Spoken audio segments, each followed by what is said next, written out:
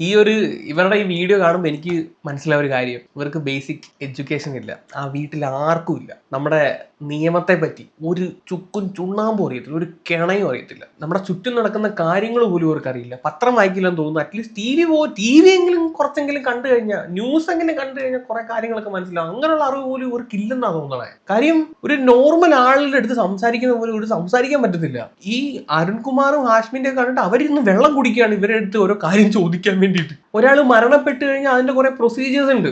വേണ്ടപ്പെട്ട അധികാരികളെ അറിയിക്കുക, ഒരു ഡോക്ടറിന്റെ സ്ഥിരീകരണം, അത് കഴിഞ്ഞിട്ട് ഡെത്ത് സർട്ടിഫിക്കറ്റ്, ഇതൊക്കെ ഉണ്ട്.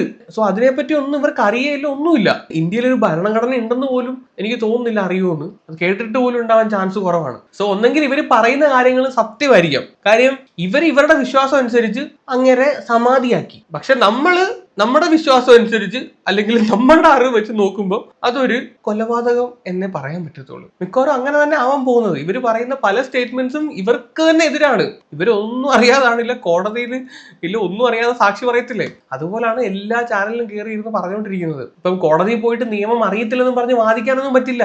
നിയമം അറിയത്തില്ല എന്ന് പറയുന്നത് ഒരു എക്സ്ക്യൂസ് ആയിട്ട് കോടതി എടുക്കത്തതുമില്ല.